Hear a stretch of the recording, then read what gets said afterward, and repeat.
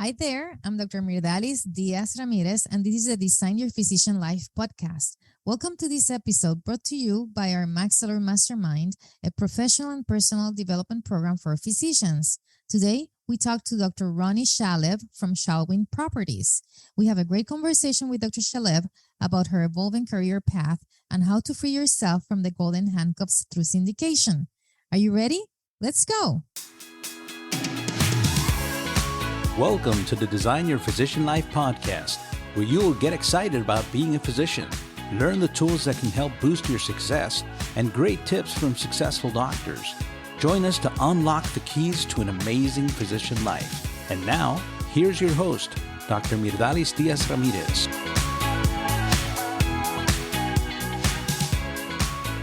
Hey guys, I'm extremely excited. Today I have Dr. Ronnie Shalev in the house. She's actually an emergency room physician board certified who turned into real estate investor. And as you can tell, this story is really happening all over around with physicians because that's a great vehicle for us to really retain and remain in control of our physician lives. Dr. Shalev was actually a practicing ER doctor for 16 years.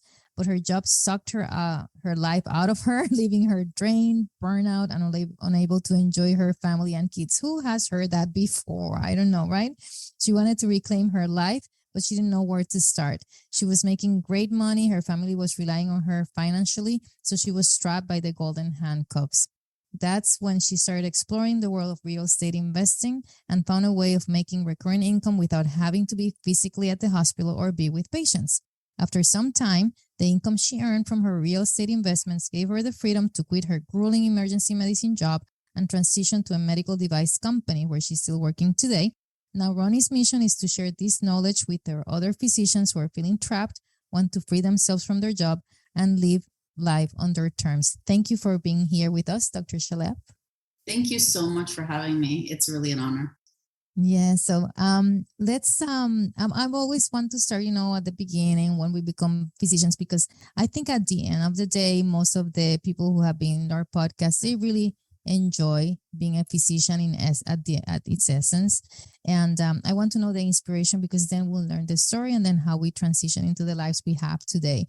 So was it like little Ronnie who was thinking about being a physician, or was it like, in college, Ronnie? Who was that? Who was the person there thinking about being a physician, becoming a physician? Yeah, so I've wanted to be a physician for a very long time, since I was a little girl. My dad is a physician. I saw how many people he helped.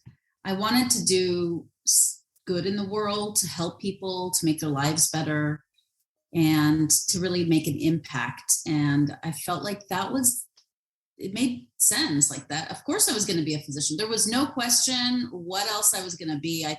My dad tried to tried to push me, like, maybe you should think about this and maybe you should think about that.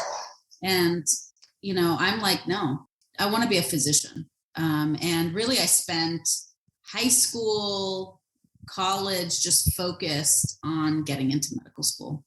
Did you ever have a break? Did you take like a gap year or anything like that? Or you just went all the way through? Yeah, I didn't want to wait. I just wanted to be a doctor. So I was like gonna do as much as I can, as fast as I can, to get where I wanted as fast as I could. Was there something about your father's life that you said, besides the fact that he was changing patient's life, was there like a particular little thing that you say, I really like that thing, or that feeling that you saw something at the end of the day coming home, a conversation or anything like that you say, that really inspired you? Yeah, I think that's a great question. What I saw was a lot of meaning in his career.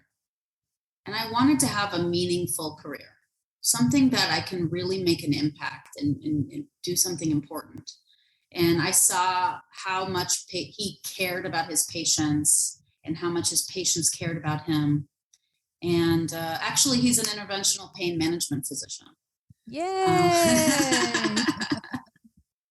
I wonder why. Yay! These are good. These are good, huh?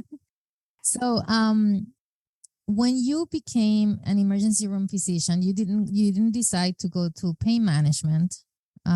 yourself. What made you then change into emergency room? So, I got into medical school and then I was like, okay, I'm a doctor. Now what? Now then I had to choose what I was going to be, like what kind of doctor. And I had never thought that far. So I started doing my rotations, and really I started making a list of what I don't like and what I do like about each rotation. And I tried to make the most rational decision on what all of the pluses, as many pluses as I could with as minimal minuses, and choose a specialty that fit that. I was very rational and strategic about that. And emergency medicine had everything I liked. I had procedures, I had critical thinking, I had a mix of patients, I was going to be paid well, and really make an impact with the patients themselves. Plus, I was going to have a really flexible schedule. So it kind of all made sense to me at the time. It really is important when we're talking about happiness in general. You have to have meaningful work in your life. And being a physician, I have to tell you, being a physician has been like, I cannot see it any other way. And at times we see the challenges, how medicine has evolved, and there's nothing like it in terms of the way that the impact that you can have, not only on the day-to-day basis, patient by patient. In your case, you've now, as a physician, you've had in a position where you can also impact the lives of many at the same time from where you sit now. So we are now working day to day with your life work that had checked all those boxes, and they were all so wonderful. And then you have a schedule that is a little bit flexible, right? Days and nights, to, in terms of, that flexibility, but you're really not seeing your family, even though you're having this great job that you dreamed of. How was your burnout? You say that you were drained, burnout, unable to enjoy your family and kids. How did that evolution happen, and through what period of time? Yeah. So, many people ask me, like, why did you leave medicine? Like, you were an ER doctor. You made it. You haven't did left everything. medicine. Did you tell me you haven't left medicine? There's different types of doctors. You're still a doctor. Come on. It's true. I left clinical, but yes. So I remember a shift where I was alone. I was the only doctor in the entire ER, no scribe, no mid-level. It was around 10 p.m. and I was treating 2 stroke patients at the same time. I had an asthmatic patient in respiratory distress, a patient having a heart attack, a waiting room that was full.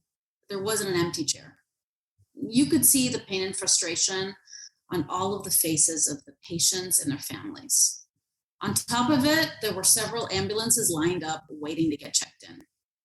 I looked up at that clock to see when my relief would be coming, and it was 8 hours.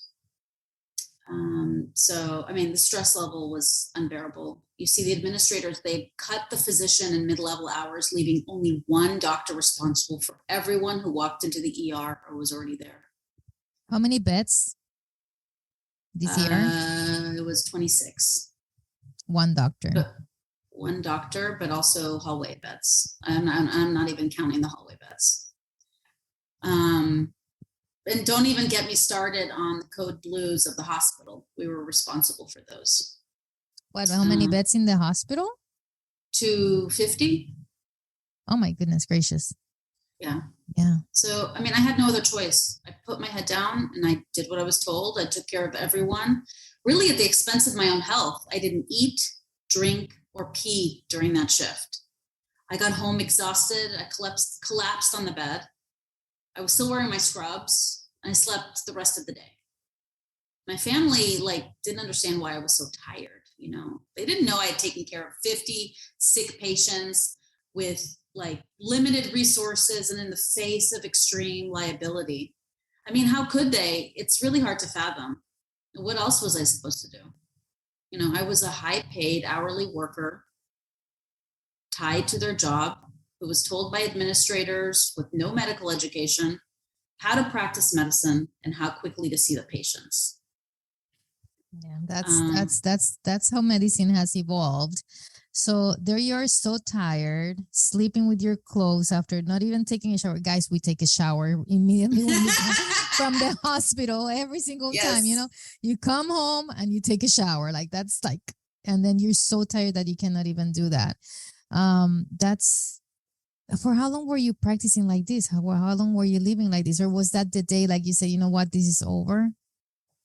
No, I practiced like that for over a decade Mm.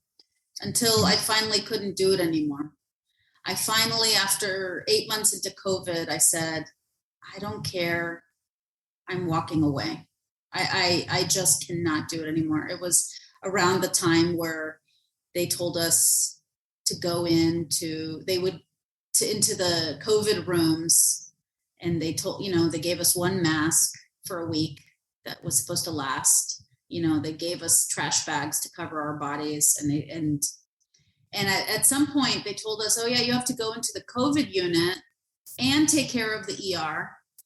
And the ICU doctor didn't want to go into those room. A lot of the hospitalists didn't want to go in. They didn't want to, but it was the ER doctor that was supposed to go in and take care of those patients. And I was like, if they don't care about my health, why am I even here?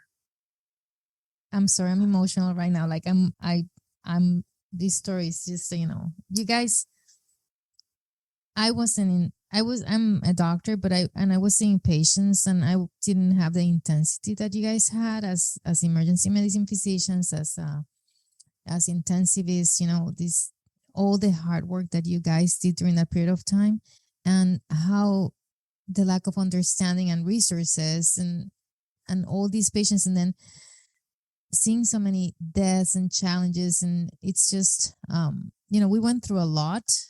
And the good thing in your case, I believe, is that prior to that, you were fortunate enough that from 2014, I believe you're already building on something, that you had the opportunity to go and say, you know what, I'm going to stop this. I'm going to think about my well-being, my family, my wellness, and be able to step back, take a breath, and then go on.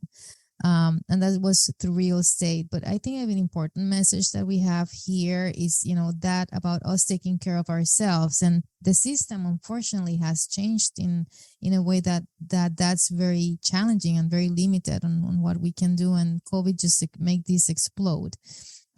So I've seen it through the pain of my colleagues, the pain that you had. Like what we suffer, even as physicians, was nothing compared to people in your situation. So in 2014, you had already started your real estate adventure. That wasn't taught to you in medical school. Medical school didn't teach you that. Did you learn that at bedside in the emergency room, or where did you learn about real estate as an investment, as an alternative for you and your family? Yeah. So it was around 2014 when, it was one of those shifts that I came home and drained and exhausted. And I said, something has to change. I just can't do this anymore.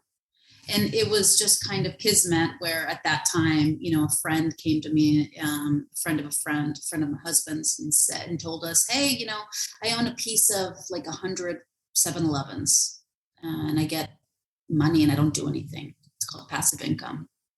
I thought to myself, this sounds weird. This sounds like a pyramid scheme. It can't be true. It sounds like I could lose my money. They're trying to take advantage of me. I'm used to that.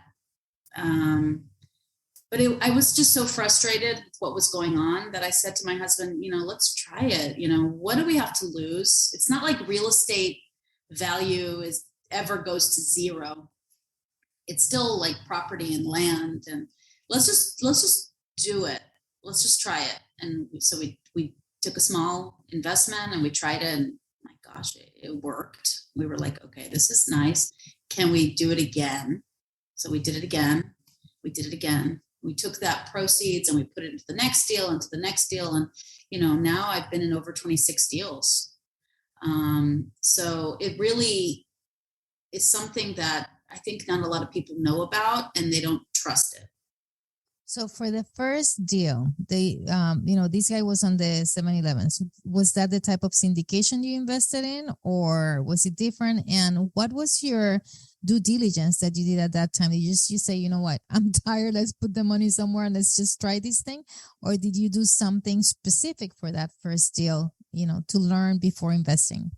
Yeah, so it was similar to the 7-Elevens. It was something called a triple net lease, where it's a standalone building and a company that's well positioned rents it or they lease it for 20 years. So you have a tenant that's guaranteed for 20 years, and they pay for everything. They pay for the utilities, they pay for the taxes. So you really have no expenses, nothing really to worry about. And I we got into it. They didn't have a 7-Eleven at that time. The next deal was an AutoZone. So I got involved in that. What kind of due diligence? And I would not recommend this. I didn't do any due diligence. I was just like, let's trust him. He drives a Lamborghini. Like, he has money. We trust him. We know him. Let's just do it. Now, today, I would not recommend that for my investors. I feel like educating yourself is very important. And I think at that time, there just wasn't a lot of education about it.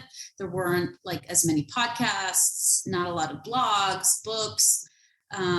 So we just did it, and we chose to just go ahead and pull the trigger. And we were lucky with it. So that's 8 years ago. Mm-hmm. You trusted the Lamborghini guy, and then do you remember how much you invested that first time? Yeah, it was $25,000. And when did you start seeing any returns? What's interesting is that the property was refinanced about a month after we put the money in. So we got our money back. But we still own it. I still own it to this day. I still get cash flow from it. And we were like, okay, now we have this money. That was weird. What just happened? So then we put it in the next deal, and that wasn't refinanced, but then we were like, okay, and then we understand. And we started really sprinkling our investments into different asset classes to learn about them. So we've done self-storage and retail centers and industrial warehouse, assisted living, RV parks, mobile home parks, mixed use buildings, and triple net lease, like we talked about, and then apartments. So all of these through syndication, most of it, right? I know yes. that you had like a duplex there at some point, but you found that to be too slow. So then you went back to syndication. So the model is syndications, but then there's different types of real estate.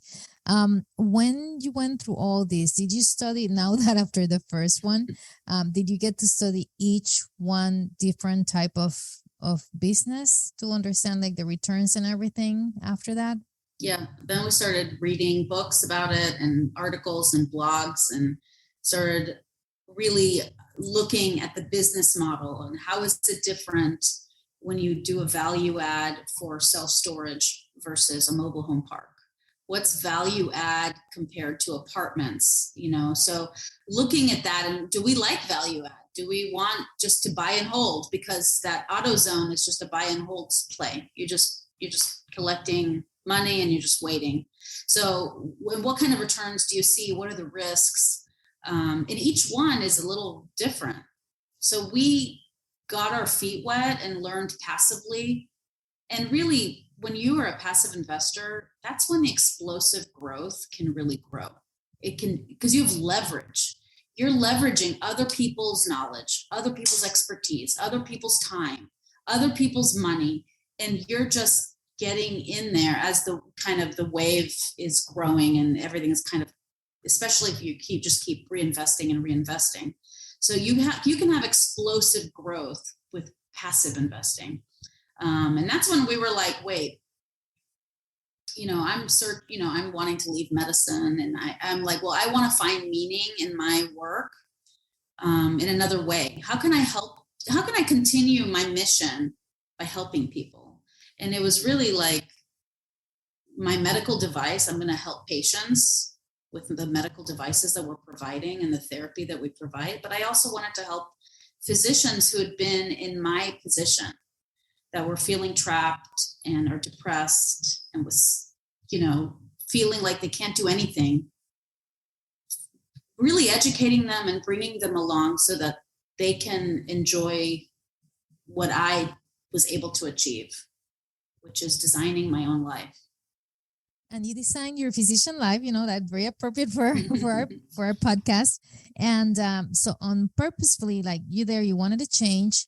How long after that first investment? Because I know that 2014 you started, it paid off within a month. That was awesome. And in 2018 you were so tired that you left. When did you feel that you could have left? Could you have left earlier than 2018 if you have wanted, in terms of, financial freedom through your investments? Or that was a time when you said, you know what, I'm ready, let's go? I think it all kind of came together because I didn't know where I was going to leave to. I wasn't going to just quit without having plan A, plan B, plan C. I'm still a doctor. I'm still like an ER doctor, afraid of risk. So I created a backup plan. How do I get into the industry, to the medical industry? But when I looked at the medical industry, everything was a pay cut, $100,000 pay cut. And it was like, how am I going to do $100,000 pay cut? So I was in this position where I was like, well, I need to, number one, build my resume so that I can get into the medical industry world, but also figure out a way to bridge that gap with the money. And so that's when I continued working in the ER during this process, focused on building my resume so that I could transition out into the medical device world, but also continue to build my real estate portfolio so that when I do make that transition, it's smooth. And there weren't any hiccups along the way. And your husband is not a physician. He's had a lot of construction experience, and now he's a real estate professional, as we've discussed. You live in Dallas. Were your investments in Dallas, or were they how far from you? So that AutoZone's in Minnesota. I have things kind of all over. I have Houston, Dallas, San Antonio, Georgia, Alabama. I'm all over the place. My real criteria is recession-resistant assets, landlord-friendly states, and multiple economic drivers in the markets that we're looking for. So I don't want just... Can we make a list of 2 or 3 on each category? So let's start with the first one, recession-resistant investments. Mm-hmm. Which ones would those be? Which ones have worked for you in that sense? Yeah, so I would say number one, and this is where I focus most of my work, is apartments. Apartments, everybody needs a place to live.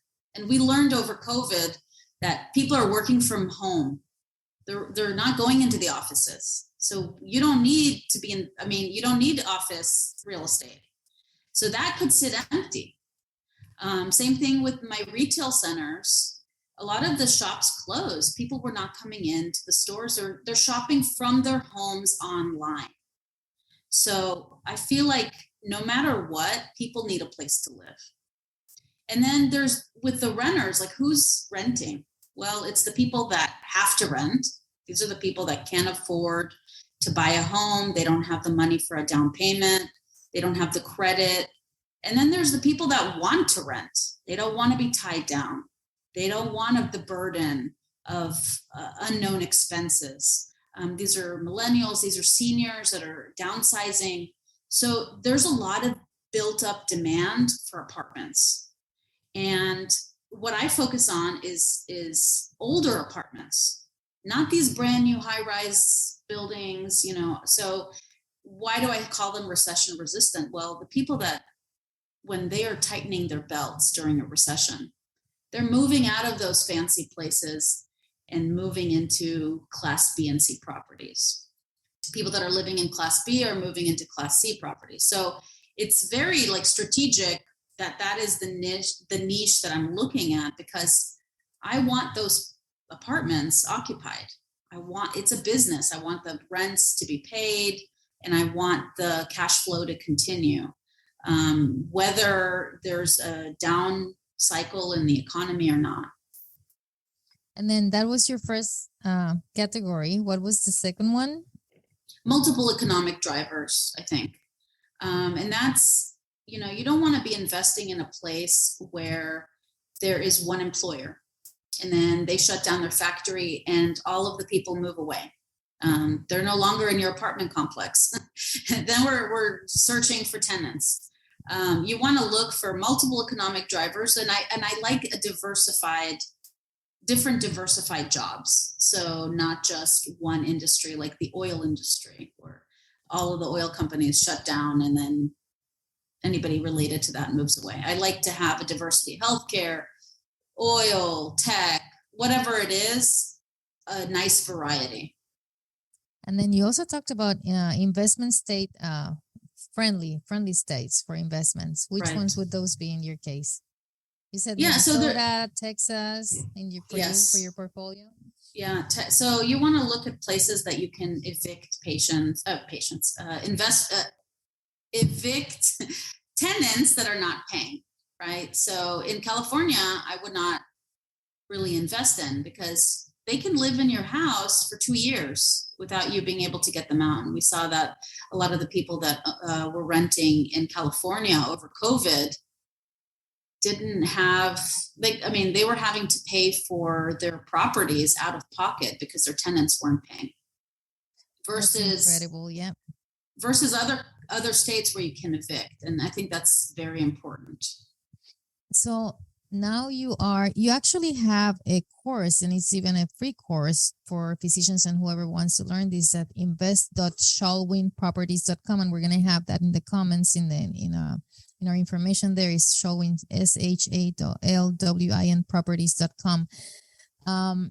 Now that you and your husband have been able to reach this life, like you've been able to choose, you've been able to design your physician life. Let's talk about the mindset that took that. We have mindset, we have inspiration, we have accountability that can happen through, like, you know what, it's my mental health and I have to get out of here. And I have also accountability from other people who are coming with me.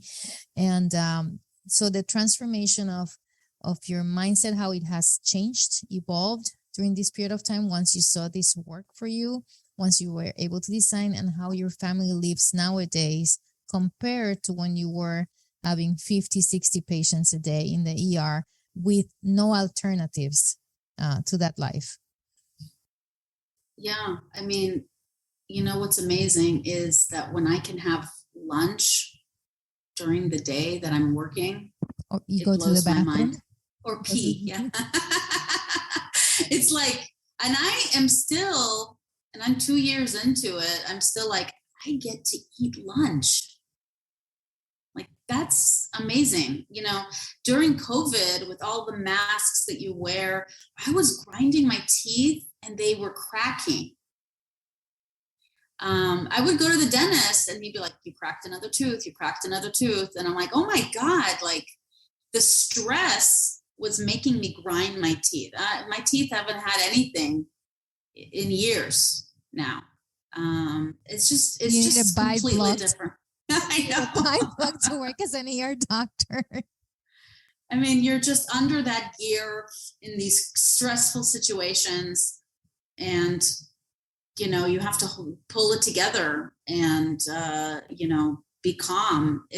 Something has to give, and it was my teeth, unfortunately. So now that you have this ability to not grind your teeth, that relaxation, you take lunch. Which other changes have you made in your life, like intentional changes for your well-being, now that you have this ability to, have a lesser stress, still patient-related job, but also the commodities of having a passive income? I think, a lot of the things is, number one, the stress is huge. I'm able to unwind. I'm not taking it home. I'm sleeping because I'm not staying up at night wondering about this one patient and did everything go well in the surgery or where I transferred them, or did I do the right thing? Like the amount of stress that I was under physically, it's gone. And it was the stress of, I don't know what else I can do. I have to keep doing this. I have to keep doing this. I have no choice. And really, that when I got that mindset of you do have a choice, and then it was like, well, I don't know what to do. I don't know enough. I don't know enough. Who am I? I'm just a doctor. But, really changing that mindset of, I'm a doctor. I just spent 20 years learning this one thing. Of all these other people are doing this. I'm smarter. I can do it too. And so that was huge. Really getting over the imposter syndrome and figuring out what I can actually do and that I can do it. So when it came to the day where I was like, I'm leaving the ER, they told me to go into that patient room with a trash bag or whatever was breaking my teeth. I said, you know what? I don't know exactly what's going to happen, but I don't care. I'm going to figure it out.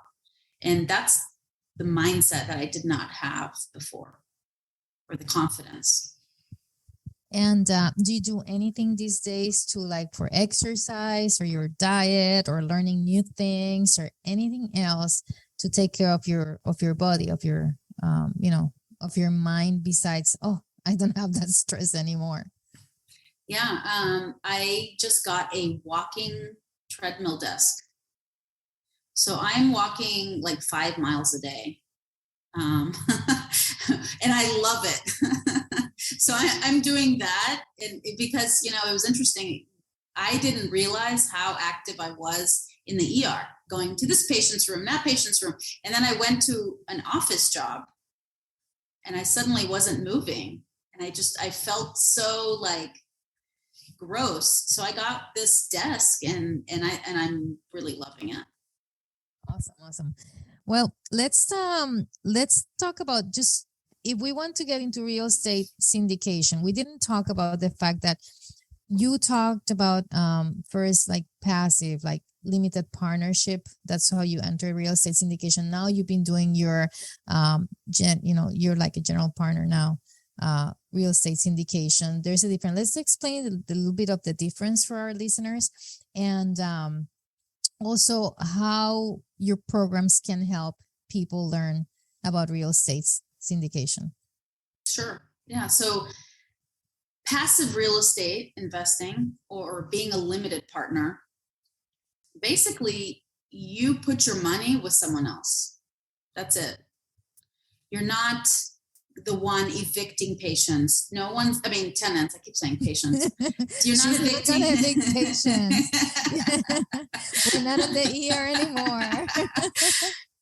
You're not evicting people. You're not worrying about occupancy. You're not the one that is getting a call in the middle of the night that there is a toilet leaking or that the roof collapsed or anything like that. There's termites. You're not involved in that. You get all of the benefits of real estate, which is a lot, without those headaches. You also can't get sued if someone dies on the property or if there's an accident. You're a limited partner, so you're protected. You're also not signing on the loan. You don't need a certain credit score. You don't need a certain amount of liquidity. You don't need the net worth in order to sign on these type of properties. As a general partner, what I do is we develop relationships with brokers and we acquire the property. We do the financial analysis. We create a business plan, how we're going to add value. We do the due diligence. We do the due diligence, the physical due diligence, the financial due diligence. We create the plan. We execute the plan. We sign all the legal documents, the loan documents. We are the ones that are raising all of the money, and then we do the investor relations, and then at the end, we are the ones that are steering the ship basically towards a sale of the property. So really, we're the ones spending the time, and we've developed the expertise to be able to do that, develop the relationships with the brokers, with the bankers, in order to accomplish that. And now you are teaching others to do that, right? So tell us about that program that you have in invest.shalwinproperties.com. Yeah. So I'm teaching people how to passively invest. So how to become a limited partner and how you can choose your team that you want to entrust with your investment. You can basically go to invest.shalwinproperties.com. And there's a masterclass. It's 30 minutes or less, and you can watch, what is a syndication and how it works, really the nuts and bolts of it. So if we have a friend in common, and you've done deals with her, and people will say, you know what?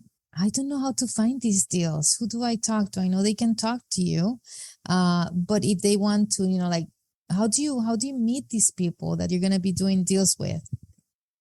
Yeah, it depends on what. So we're networking really almost every weekend. We're going to network with brokers, with bankers, so that we get the deals on that side. But we also network with investors. We go to conferences.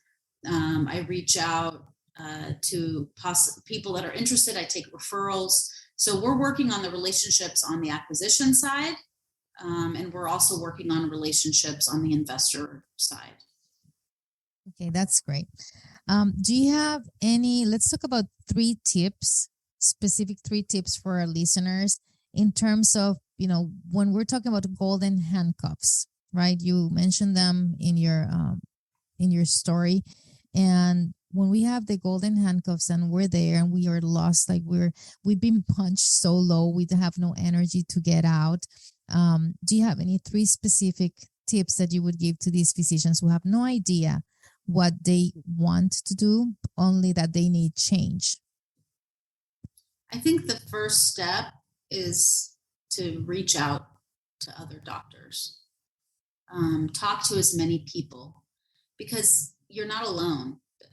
There's so many doctors that are feeling this, and not even just doctors, lawyers, dentists, veterinarians. There's a lot of people right now that are feeling lost, feeling trapped, and it just breaks my heart. And I'm always willing to hop on a call with someone when they're just trying to explore what options do they have, where can they go. And so I think the number one thing is just to find out, educate yourself on what there is available to you, and open your mind that there are options available. Once you've decided what your option is, then find a mentor. Find someone that's done it. Success leaves clues. You want to find someone that's been successful, and it could be a mentor that you pay for, and it's okay to pay for that. I think that a lot of the physicians are like, I don't want to pay for that. That they should just help me. And that's not true, because, we paid, some of us $500,000 for our medical education. People's time is very valuable. And if you want to be with people that are successful, they don't have a lot of time. So you have to a lot of times pay for their mentorship. And the third thing, that I would say is, in addition to opening your mind up and getting a mentor, is educating yourself and figuring out what your strengths are, then outsourcing what you're not good at. You don't have to do it all yourself. Figuring out, this is where really, and us as physicians, we don't learn really to do a lot of collaboration, a lot of working with other people. But this is where we need to start working with people and create a team. I might not be good at marketing. I find someone that's an amazing marketer, but I have the expertise or the relationships or the strategy, you have to figure out what you can bring to the table and partner with people that can bring what you don't have. Exactly. Yeah, that's very important, is really getting around, their solutions, understand that there are solutions, even though we might feel like we're really truly lost.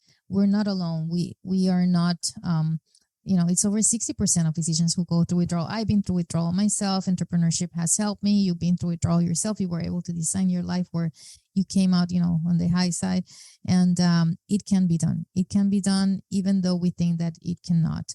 So we're very grateful for you to being here today with us, Dr. Ronnie Shalev, and tell again everybody how they can get a hold of you. And we're very excited. We look forward to seeing you again, and tell us where to find you. Yeah, I'm going to leave you and your listeners with this. Picture a day when you go to work because you want to go to work, not because you have to go to work. Picture a day when your spouse says to you, you seem happier, you seem healthier, and I love the freedom that we have in our life. Picture a day when you can travel if you want to travel, relax if you want to relax, or serve others if you want to serve others. Really, that's what real estate investing can do for you.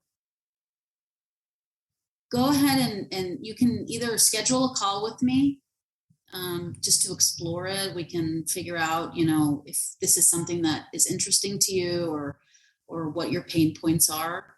Or if you want to learn more from my masterclass, you can go to invest.shalwinproperties.com. I have a 30-minute webinar on how you can passively invest as a beginner. That's awesome. Thank you. Thank you once again for being here.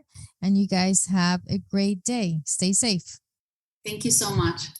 All right, guys, that's it for today. Stay tuned for our Design Your Physician Life podcast, which was brought to you today by our Max Salary Mastermind. We will continue to bring you useful resources like we did today with Dr. Shalev. I hope that you enjoyed it. I really enjoyed this episode, and I hope you find it useful and inspiring. You can actually connect with Dr. Shalev through invest.shalwinproperties.com. That is invest.shalwin properties.com. Also, stay in touch with us through social media. Visit our website, maxsalary.com. That is MAXALLURE. And sign up. Don't forget to share this with your family and friends. See you later. Bye. Please remember that Design is not providing specific financial, medical, or career advice. Our only intent is to stimulate your appetite for growth by sharing our experience and those of our speakers, coaches, and guests. Your personal growth and success will be unique to your circumstances and your hard work. We sincerely hope you enjoyed the show and look forward to seeing you next week.